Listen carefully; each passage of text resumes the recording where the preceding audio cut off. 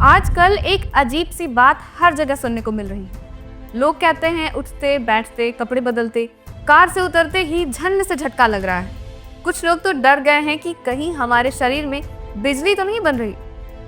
लेकिन क्या सच में हमारे शरीर में बिजली पैदा हो रही है या इसके पीछे कोई बहुत सिंपल साइंस काम कर रहा है? आज हम इसे बहुत आसान भाषा में समझेंगे।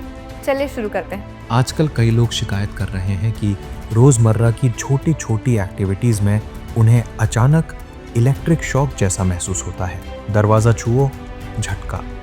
कार से उतरो, झटका। कपड़े बदलो, झटका। और व्हाट्सएप यूनिवर्सिटी ने इस पर थियरीज भी तैयार कर ली हैं। 5G रेडिएशन, पोल्यूशन, तकनीक का असर। कुछ अखबार भी ऐसी हेडलाइंस छाप देते हैं कि लोग और डर जाएं। लेकिन क्या मोबाइल टावर, रेडिएशन या गैजेट्स वास्तव में हमारे शरीर में बिजली बना रहे हैं? सच्चाई इससे बहुत अलग और बहुत सिंपल है। तो सबसे पहले समझते हैं कि ये झटका लगता क्यों है। साइंस बहुत सिंपल है। ये हमारे शरीर में बन रही बिजली नहीं, एक नॉर्मल इलेक्ट्रिक प्रोसेस है। आइए इसे एक आसान एग्जांपल से समझते हैं। बिजली का मतलब होता है इलेक्ट्रॉन्स का फ्लो। इलेक्ट्रॉन्स वहीं जाते हैं जहां चार्ज का इम्बैलेंस हो। जैसे दो पानी की टंकियां हो, एक में ज़्यादा पानी, दूसरी में कम। दोनों को पाइप से जोड़ दें तो पानी ज़्यादा वाली से कम वाली में जाएगा। इलेक्ट्रॉन्स भी ऐसा ही करते हैं। जहां चार्ज ज़्यादा हो वहां से कम चार्ज वाली जगह की ओर बहते हैं और उस अचानक बहाव को हम शॉक कहते हैं। अब आता है स्टैटिक इलेक्ट्रिसिटी का खेल। ये झटका आपके घर की बिजली से नहीं, फ्रिक्शन यानी घर्षण से बनता है।